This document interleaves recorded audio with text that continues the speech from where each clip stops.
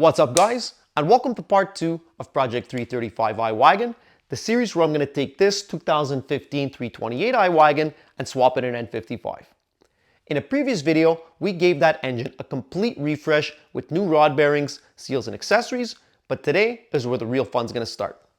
The only thing I know for sure is that the N55 does physically fit and bolt up inside here because the front half of the wagon is exactly the same as the sedan, no matter the engine combination. Now, as for everything else, well, we're kind of going to figure that out as we go because there are so many different configurations of these cars with auxiliary water pumps and oil coolers and radiators. We're going to have to find a combination that fits. And then, even once we've done all that, we're still going to have to figure out how we're even going to get this thing to turn on and run with a mismatched DME, VIN, and all kinds of other modules. But first things first, I'm going to get started on this, disassemble everything, get the engine, transmission, and subframe out from the bottom like we usually do, and then we'll go from there. I'm not going to go super in depth on this because it's exactly the same as part 1 of Project 328i, because like I said, the front half of the wagon is the same as the sedan, so go check that out if you want to find out exactly how it's done.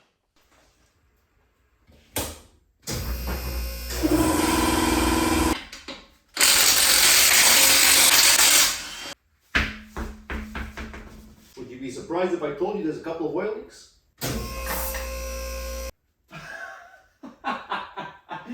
Are you joking?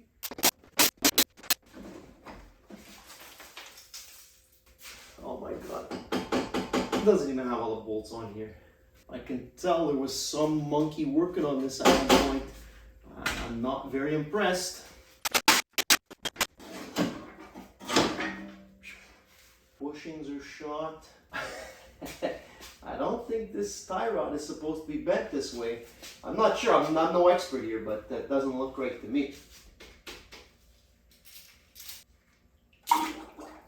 Well, not bad.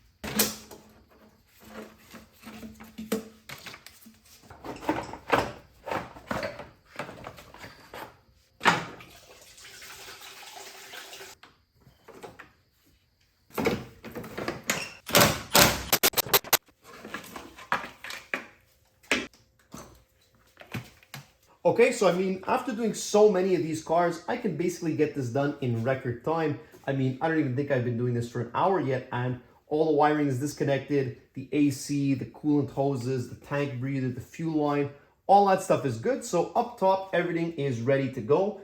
What I like about the N20s is that there's so much room in the engine bay. You can basically run your hand across and see if you're forgetting anything. Now the only things that are left are the steering shaft, the suspension control arms, and a drive shaft that will disconnect from underneath the car.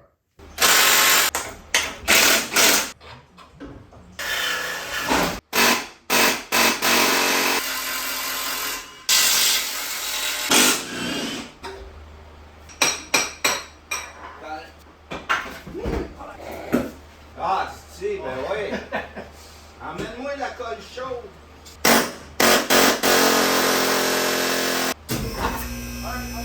All right, see ya.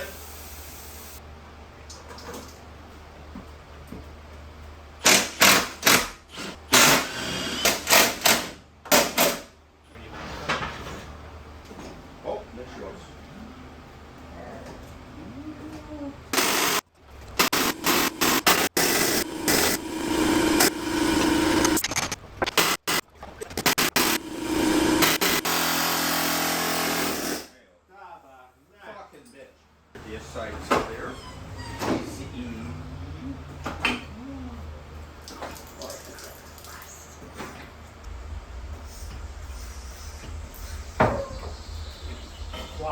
think that's the first time I drop an engine and I don't forget some kind of wiring somewhere.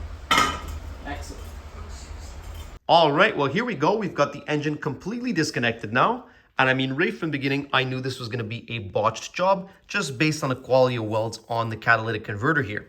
I mean, sometimes when I'm welding, I'm not too happy with the way it looks, but that's just because I'm more of a perfectionist. If this is the quality of work that's leaving a shop, I think I'm going to start giving courses because that's just embarrassing. Besides that, these guys did not disappoint. There was a bunch of bolts in the bell housing that were loose. Then we move over here and I noticed, well, we don't even have a pre-cat O2 sensor. I bet what happened was at one point the car wasn't running properly, and rather than, try and spend time or money diagnosing it, they just unplugged the sensor, plugged the hole, and let the car run in open loop indefinitely. Besides that, there's all kinds of other little bevels here that are wrong. I mean, all these brackets are wrong, the screws are wrong. Basically, everything to do with the assembly of this engine is wrong, but that's okay because we don't need anything from this engine. The torque converter is different, the flex plate's different. So what we're gonna do is get this engine out of the way, and then eventually down the line in a couple months from now, we'll do another N20 disaster teardown to try and determine what went wrong and see if we can even rebuild it. And now before we get our big, beautiful engine hooked up to all the existing components, first, there's a couple maintenance items we're gonna tackle, starting with the transmission. This is the original one out of the car, and the good news is that the transmission is the same between the N20 and N55, with the exception of the torque converter, which I'll show you guys a bit later. Now we're going to give this thing a full service. You can see I've already replaced the mount because it was completely broken off. Same thing for this ground. I've never actually seen one of these in good condition, and I always replace it with an original BMW part, but I don't know, is there a better option? Because clearly this one isn't great. I mean, I've seen so many of these cars towed in on a flatbed because they won't start, and this is the culprit.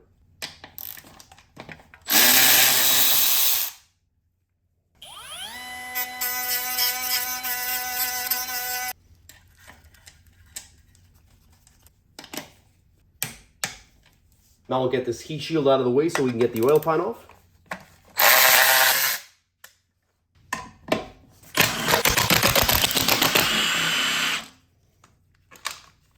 Okay, now we should be able to pry this up.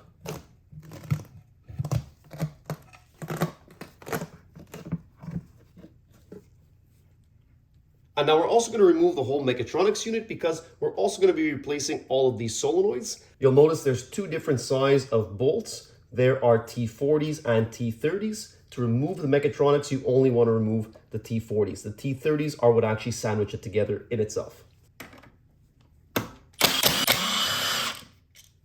Not all cars have this oil reservoir, so don't worry if you don't have one.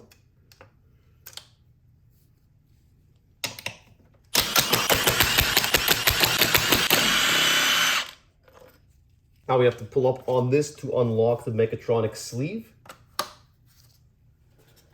Now we can pull this plastic out. Jeez, this thing is always harder to remove than I think it is. I realized I'm just missing one more on this connector. I think that now we should be good to get this thing out of here. Yeah, there we go. Okay. So this is what you get in the original ZF solenoid kit. One solenoid to replace everyone in here, and you also get a new sealing sleeve.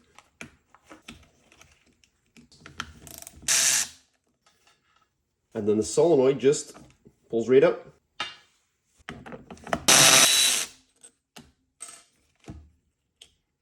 Pop this retainer off. And now the whole shaft should come right through the other side. Now you just coat all the parts in some transmission fluid and slide everything right back in. Retainer.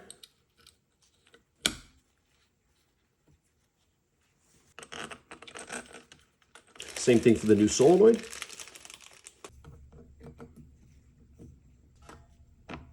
Retainer.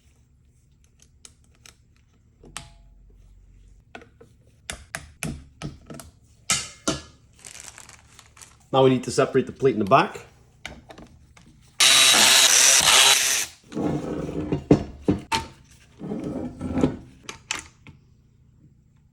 So it's a bit hard to show on camera because I was flipping back and forth, but basically there's a couple of the screws that go through the Mechatronics and screw into this plate. Once those are out, all the solenoids are disconnected on the same plate. That comes out, and now we can take off all of these screws here and pop these out one at a time.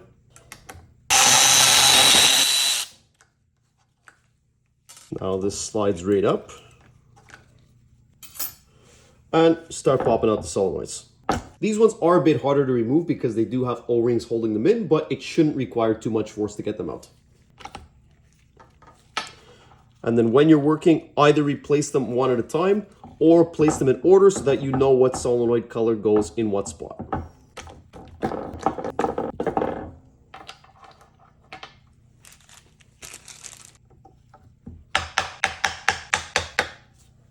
Now you just slide this locking plate back in and you'll notice that there's a tab on every single one, and it's because these solenoids have to be pointing the right way so that the connector from the backside slides in properly. So push this down and we are good. They're all lined up. Get all our screws back in. These are also torqued to 6 Newton meters.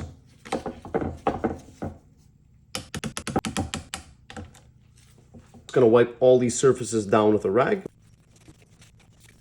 And then just make sure there's no lint from the towel left behind. Get this lined up with the 2 dowels.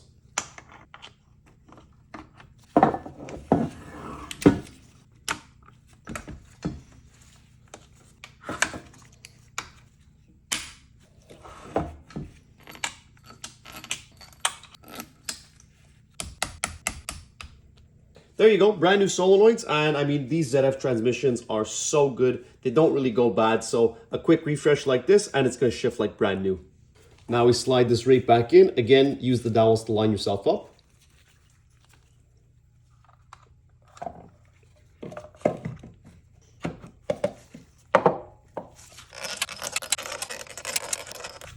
Now I'll install the new sleeve.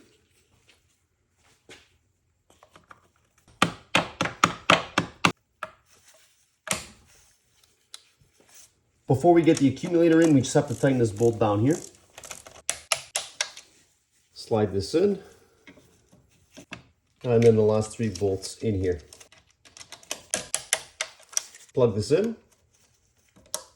And then finish up all these. Wipe down the sealing surface. And lastly, a brand new OEZF oil pan and filter.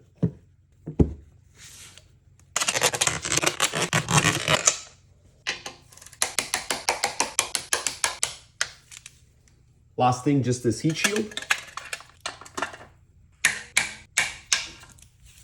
And there you go. We've got our brand new solenoids in, new oil pan and filter, and a new engine mount. These ZF 8-speed transmissions don't really have any inherent problems, so with a complete service like this, it's gonna shift like brand new. How does Scotty Kilmer do that so well? So now with the engine and transmission fully serviced and ready to go, we're gonna get into some of the more technical details of actually making a swap work. The subframes are the same, but the hoses and things attached to it are not. There's so many different configurations of these cars. M Sport with auxiliary water pump, an auxiliary radiator, an auxiliary oil cooler. You really need to research your specific car to see what equipment it comes with, and then spend a lot of time cross-referencing parts to see what matches the N55 version of it. In this case, we're starting with an N20 powered F31 328i with the M Sport package. The M Sport 328s come with an auxiliary radiator on the passenger side that the regular non-M Sports did not.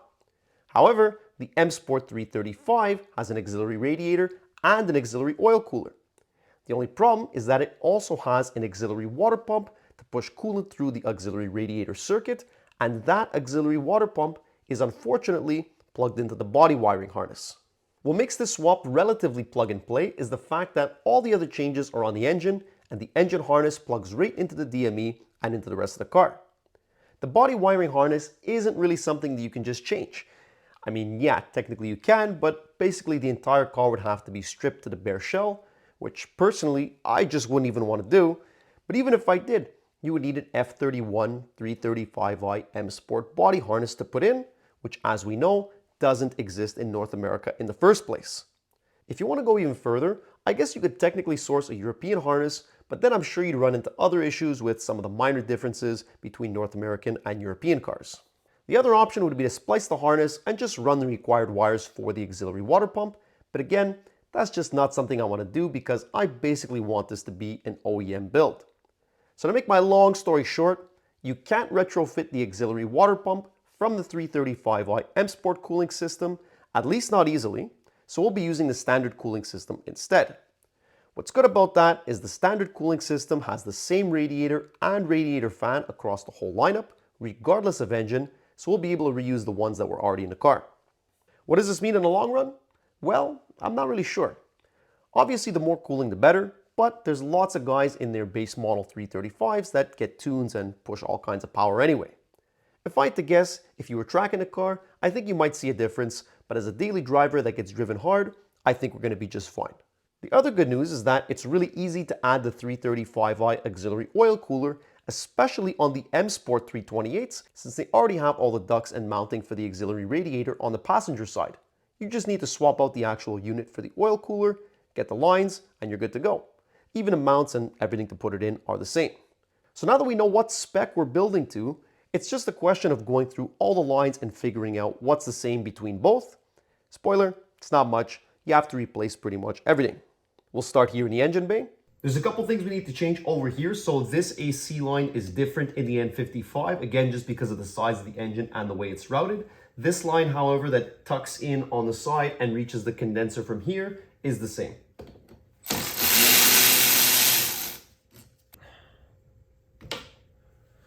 I won't reinstall the other one just yet. We'll wait until the engine's in here, so that'll give us a little bit more room when we're putting everything back in. Both of these heater hoses also need to be changed. Okay.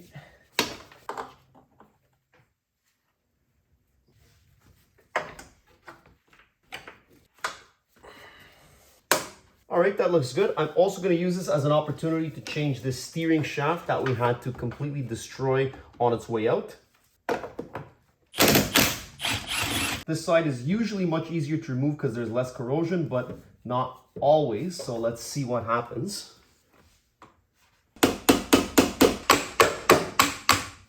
There we go.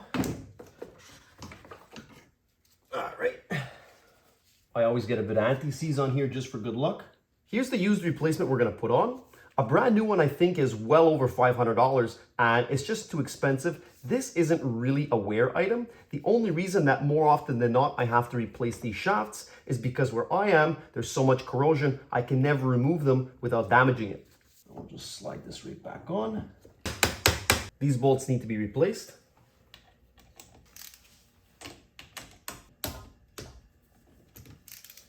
Now we're going to start working on this whole front clip area. So I'm going to start with taking this bracket off with the hood latches. Then we'll get the radiator out of the way because we need to replace the AC condenser. And there's also a couple of other things on the front end that we need to change.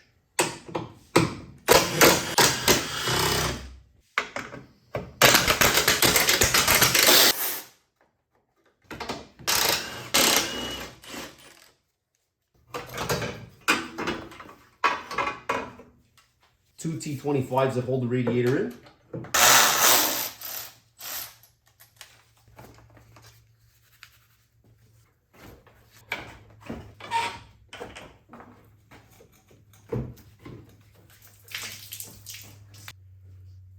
Awful lot of bugs stuck in that thing.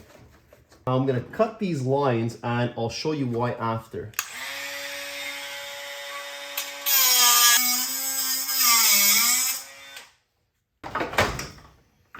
Okay, so now we got the line separated and the condenser comes right out.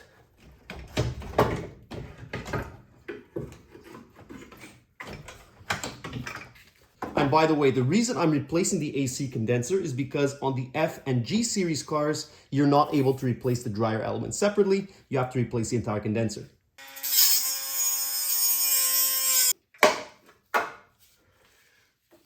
Now, the whole reason for me doing that is because for whatever reason, the lines that go onto the AC condenser, I think because of the corrosion of where I live, I am never able to separate these lines. So I end up trying to pry them off, I do all kinds of things, and then I end up ruining the line. So my idea here was that I'm going to cut it so that way I can try and separate it on a bench and keep these lines intact. Like I said, this shorter line I'm replacing with the N55 one anyway, but if possible, I'm going to try and reuse the one that stays in the car. So tell me, do you guys have any tips? Because more often than not, I end up damaging these lines. And the obvious answer would be, well, just replace the line, which is, yeah, sure, great idea, but these genuine BMW lines are extremely expensive to be replacing for nothing. Now I can get this whole front cover piece off.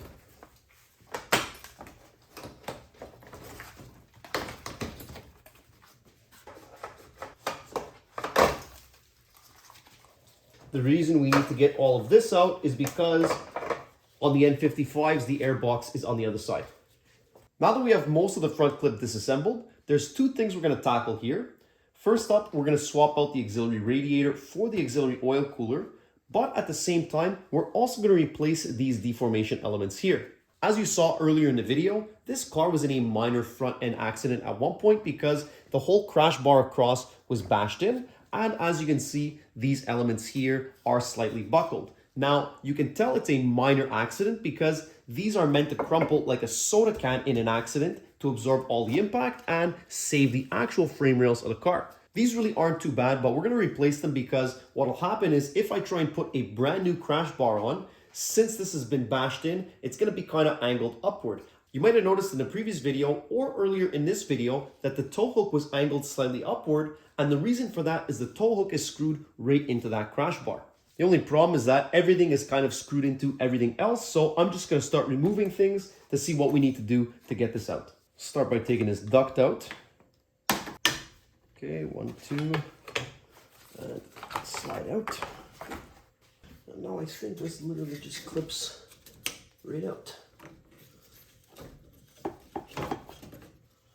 All right, here's a radiator and oil cooler side by side. As you can see, roughly the same size and the mounting points are exactly the same. So it clips right into this exact same bracket. We'll get this duct out of here. Okay, it looks like we're gonna have to disconnect everything. First, I'm gonna take this arm out, get this plastic out of the way, get the intercooler out, and then we'll be able to slide these out. Get this out. Good. I think this just unclips, yes.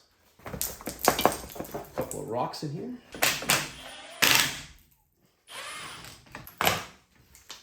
Now, nice. What a mess. What a fucking mess. Actually, look at this. Look at this. What happened to this car? All right, now I can disconnect this.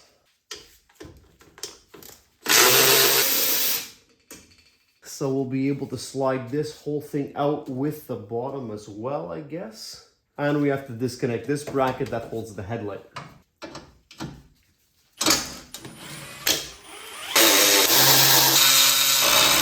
All right, well, let's see what happens. We'll disconnect the 3 big bolts.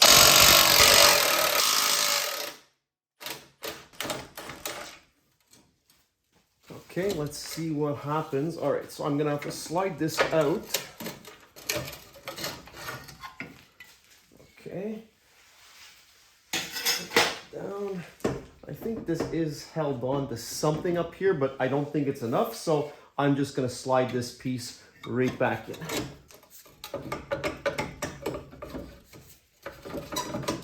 These bolts need to be replaced. Torque to 100 Newton meters plus 90 degrees.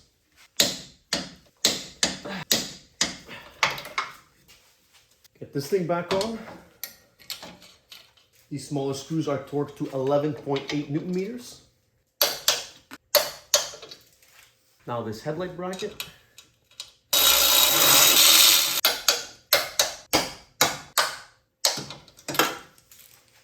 You can see on the old one where it got crushed here. Again, like I said, these are aluminum and they're pretty thin gauge metal, so they crumple very easily. So the fact that it's only crumpled this much means that it was really a light accident. Now I'll get the frame for the oil cooler back in.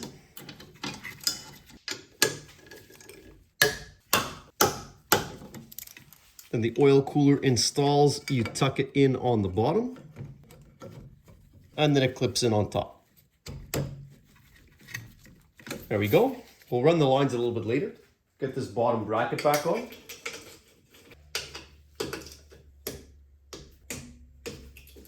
Now we're going to replace the intercooler. So this is the size of the factory intercooler. As you can see, oh my God, look at how dirty this thing is. Anyway, as you can see, this thing is really small, and we're going to be replacing it with this massive unit from VSRF. In a box, they also supply you with some slightly longer screws. Oh my God, look at the size of this thing. Yes. It seems weird to me though that it's only supported by those two small screws that are going right into these very flimsy plastic brackets. All right, so I'm gonna leave the two screws a little bit loose so that there's still some play. Now we'll reinstall the AC condenser and radiator, get the support back in, and this entire assembly will get a little bit more secure. Now we'll slide in our brand new OE Molle condenser, and just pay attention because there's two tabs here. They slide right into the plastic. And then once those are slid in, line up the tabs here, and then make sure that this is lined up, but also this tab on top is lined up so that it's fully seated. And now there's no torque spec for this, at least as far as I can tell, but it's a metal screw going into a plastic bracket, so just go hand tight. Perfect. It's normal that this thing is still moving all over the place back and forth. Once we get the radiator and the top bracket back in here, then everything is going to be a lot more solid. Now, like I said, since we're building to the standard cooling system option, technically the radiator could be reused, but since it's the 2015, the radiator is not in great shape. The fins are kind of turning to dust, so I'm just going to replace it altogether. We're going to put in an OE Vallejo, and I absolutely love buying OE parts because I put these side by side. Every single stamp, every single marking is the same. They're both made in Poland. And the best part was this only cost me $110 versus over $500 for a genuine BMW. Now this just slides right in here. No tabs or anything to hold this in, so just make sure that it's seated on the bottom. Now you just put this top bracket on top, two T25 screws. And again, it's just going into plastic, so hand tight is good, or if you really want to follow the spec, 4.5 Newton meters. With that all in, we're going to start reinstalling all the front plastics. You'll notice I've also got this bungee cord here. That's just to prevent this thing from rocking back and forth while I'm reinstalling everything. So we'll start with this duct for the intercooler. You'll notice at the top, there's these two ears. They hook right into the deformation element into this hole. Unfortunately, both of mine broke during removal, so I just used a bit of plastic welder to hold these new ones in. There's not really much tension on them. It's just so you can kind of locate everything. Then it tucks under the intercooler. Now we'll do these other plastic air ducts.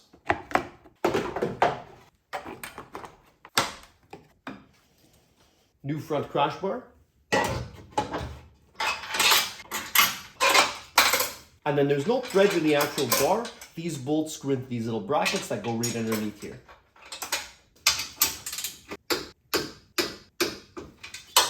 Now I'll reinstall the cross brace.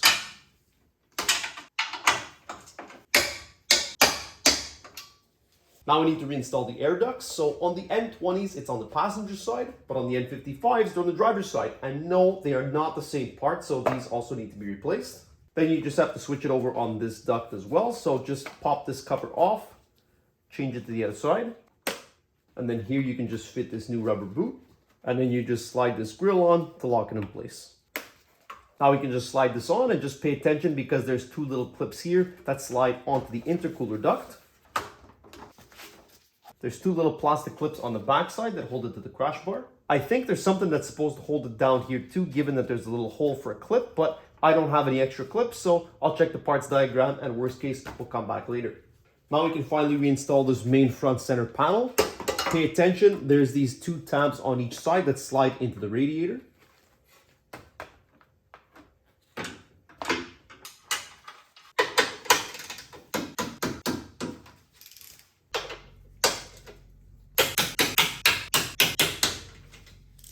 Two headlight brackets.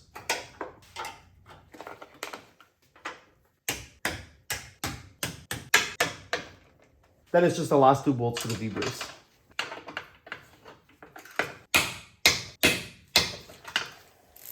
Lastly, we'll just slide the 2 locators in for the radiator.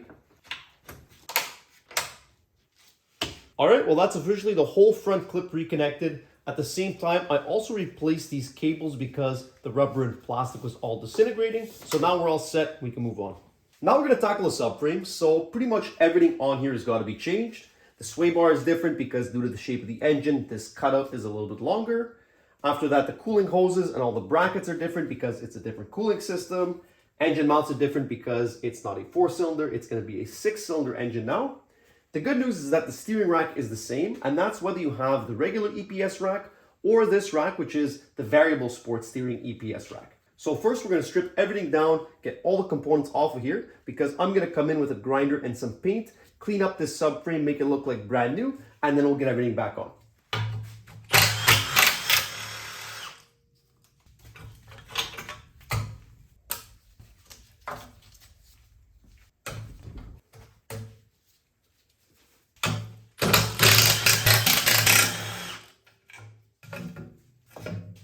And then, like I mentioned during the disassembly, this tie rod is one of the new fancy variable geometry ones, so we'll do a little bit of maintenance on this whole steering rack before we put it back in. Oh,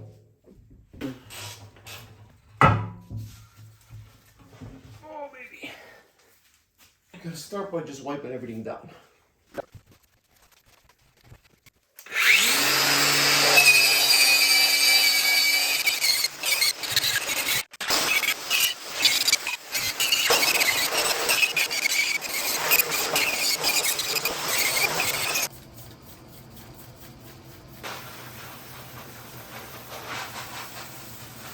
So here's the final result. I think it looks great. I didn't bother recording all the steps with the painting because that can get kind of long.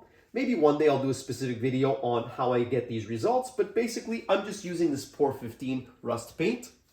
I personally love this stuff because it gives a really nice thick enamel-like coating and it's self-leveling, so even though I applied this all with a brush, the end finish is really nice. However, if you look online, people don't really seem to love Por 15 as much as I do for 2 main reasons. Number 1, the process is quite complicated. You really have to clean the metal, then you have to use the Por 15 cleaner, then you have to use a Por 15 metal prep that kind of etches the surface. And then once you put it on, the dry time between coats is kind of long, so it's just not a super easy product to work with, but in my opinion, the results are worth it. When you get up close like this, you can really see how nice the finish is. Now it's not perfect. There's a couple of little spots, like for example right here, which conveniently is right underneath where the sway bar bushing is going to go, that the paint is a little bit bubbly, and the reason that happens is because I applied it a little bit too thick, and then as the solvents and air are trying to leave the paint, there's already a skin on top and it gets stuck under that layer there. It's no big deal because there's multiple coats of paint and this doesn't affect the rust resistance, it's just more of a visual thing. So now let's start reassembling the subframe. We'll start with the steering rack.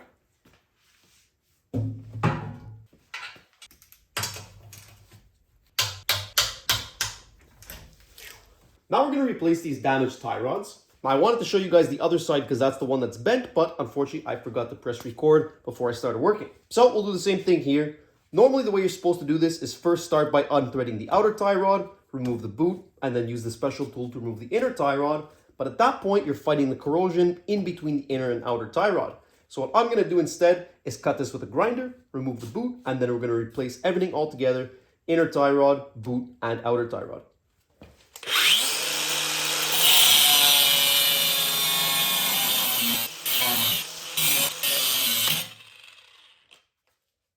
That's definitely not a fire hazard or anything. Now we'll remove this boot.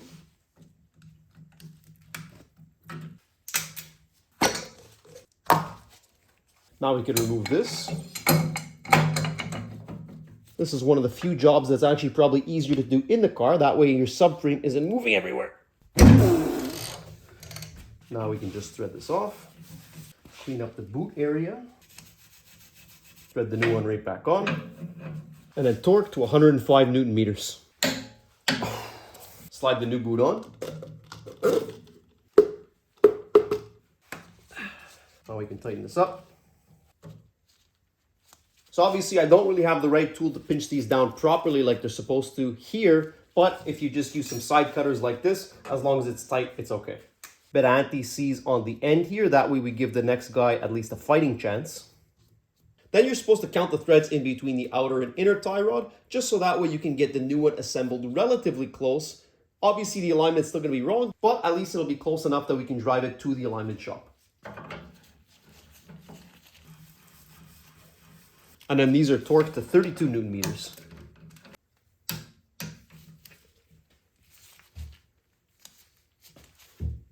Now with the tie rods replaced, we're going to turn our attention to the steering rack itself. So if you put the steering shaft back on and you turn it side to side, you can hear there's a knocking noise in the rack. It doesn't sound too bad right now, but once you've gone through the whole linkage all the way up into the steering wheel, it's quite a pronounced knock when you go back and forth. This is a known issue on the BMW EPS racks, and they actually make a repair kit for this exact issue. So we're going to start by using this special tri-prong socket here. You can get these on Amazon for like 20 bucks. 22 mil socket, and break this loose.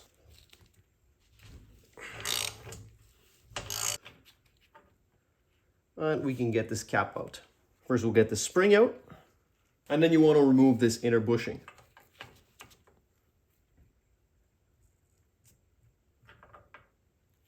What happens is that over time this plastic piece starts to wear, and you can even see the wear marks, especially on this side right here. In the kit, this is the revised part that you can get, so you can see that they changed all the materials. And then in the service manual, before you reinstall that new piece, you're supposed to grease it using BMW FB1 grease. But unfortunately, at my dealer, I wasn't able to get that. It's not too expensive if it's available, but there was a several week-long lead time. So instead, I did a bit of research. BMW doesn't actually publish any specs on what exactly it is, but if you take a look at the SDS, it's just a lithium-based moly grease, so I'm just going to be using this Shell Rotella moly grease with 3% moly, so that's really good. Get grease all over this thing. Okay, now we'll get that back in.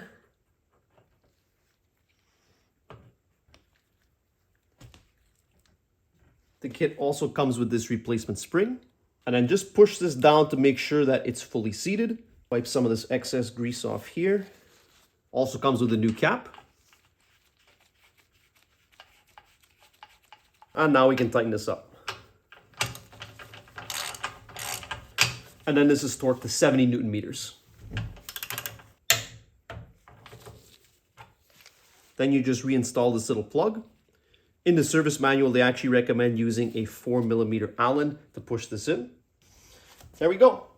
Now, according to the service manual, this is actually a very complicated procedure because once it's done and torqued to 70 Newton meters, you're supposed to get in the car, rotate the steering back and forth 4 or 5 times, and then using a special tool in here, you're supposed to measure in micrometers to see if everything falls within spec. Now, I'm usually pretty picky about following procedures and torquing and all that stuff exactly to spec, but I can guarantee you that there are no shops or even dealerships that are going to be following this ridiculous procedure. Ideally, what you want to do is get in the car, turn the wheels back and forth, and then if there's still a little bit of a knock, you can tighten this a little bit more.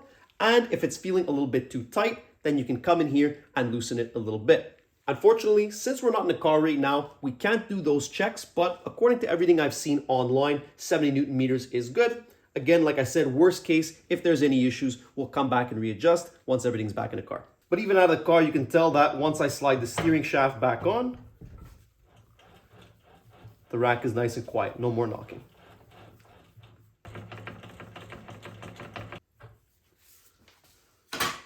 Now we can get our new motor mounts in. This one with the extra shielding is on the passenger side because of the exhaust.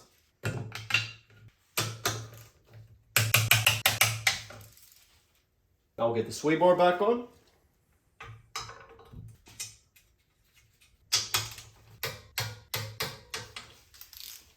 Well, if you ask me, that's looking pretty damn good. Basically like brand new.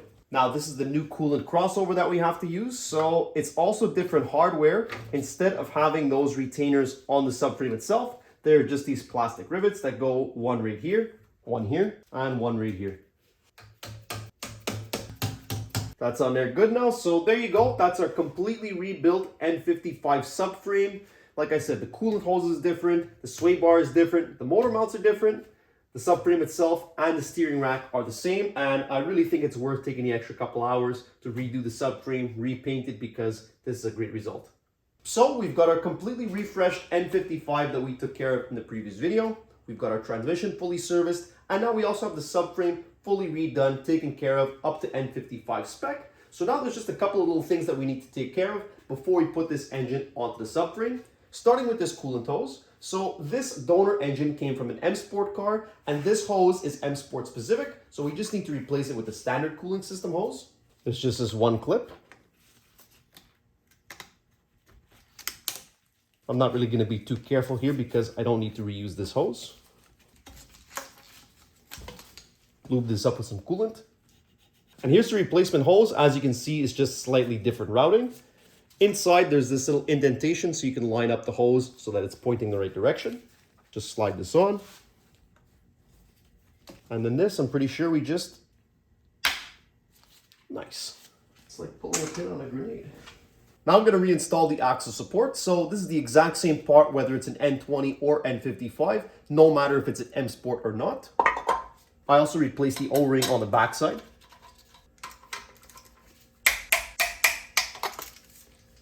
Now that that's on there good, I'm going to come in here with my seal puller and pop this out, replace the seal. Give this a good clean. Now I'm just going to tap this in using the old seal as a guide. There we go, that's perfect. Now I'll do the same thing for the front diff. There are a couple of different options for the front diff, so you do have to pay attention to which one you have. Luckily for us, we have an M Sport 328, which also has the Sport automatic transmission, which means that we have a 3.15 gear ratio front diff, which is the same as an N55 powered 335 with the M Sport and Sport automatic transmission. However, if you have the standard non-M Sport, non-Sport automatic transmission, the 328s come with a 3.38 gear ratio, whereas a regular N55 non-M Sport, non-Sport automatic transmission come with a 3.23 gear ratio. I think that technically if you wanted to, you could reuse it. It's just that your gear ratios are going to be a little bit off, but again, luckily for us, it's the same. These get torqued to 140 Newton meters. We're also going to replace this seal.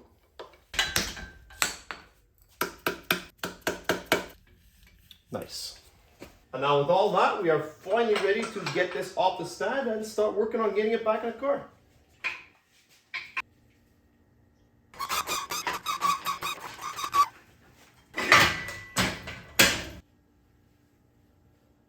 Take this bracket off.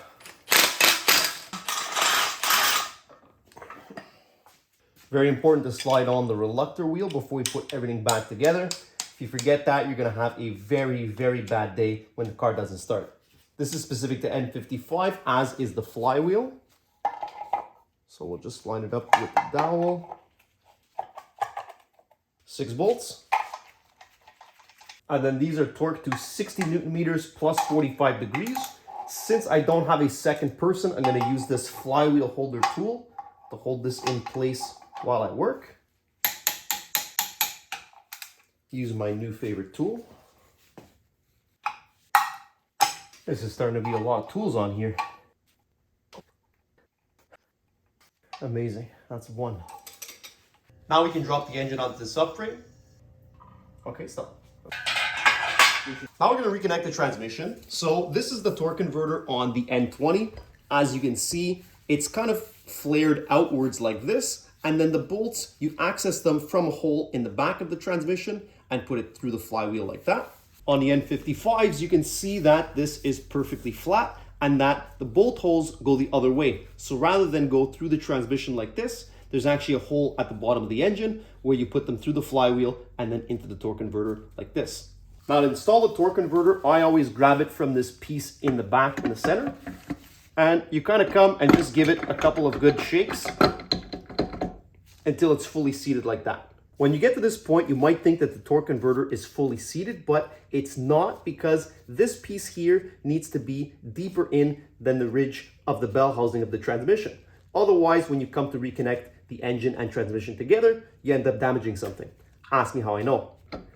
So So you just come, you keep playing with this, spin it around, and sometimes it takes a couple minutes, but you'll see when it seats all the way in. There we go. And then to give you an idea, if I put a straight edge across the front, I have about 1 finger's width of depth that the torque converter is deeper into the transmission. Yeah, we'll get the transmission hooked up.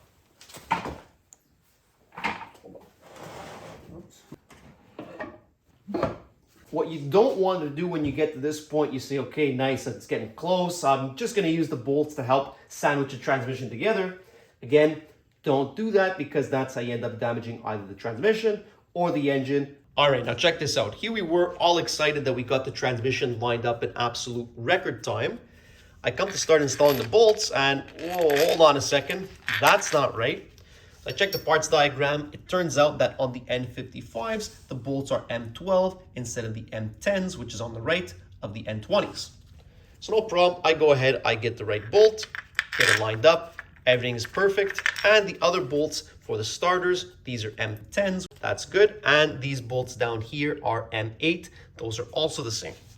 So I'm working my way around. I'm getting everything lined up until I get right here and what? Excuse me, this one hole does not line up with the rest of the bell housing. I don't understand why that's any different. This is the exact same transmission, ZF 8HP45, the same internals, the same transfer case, the same wiring harness. I mean, everything is the same. Why is this one bolt off by less than an inch? I mean, it makes no sense. I understand on some of the models, the starter's on the other side, I think on some of the diesels, but here, I really don't understand why this is. So there are 12 bolts in total on the bell housing and the starter. So I'm going to leave this one off. I don't really love doing that, but as far as I can see, there are no other reasons to replace the transmission. And that would add a lot of cost to the project when, again, as far as I can see, I don't think that we have to. But we'll only know for sure once we get it in a car and start driving it. The M12s are torqued to 66 Newton meters. The M8s are torqued to 19 Newton meters. And the two starter bolts, 38 Newton meters.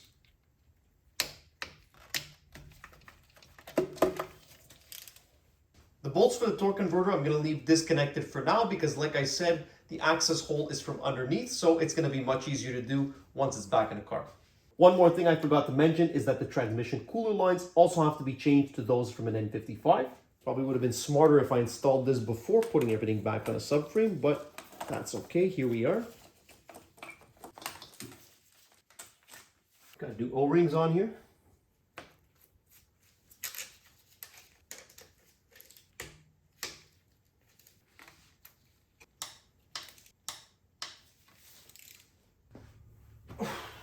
Okay, well, that's it for today, guys.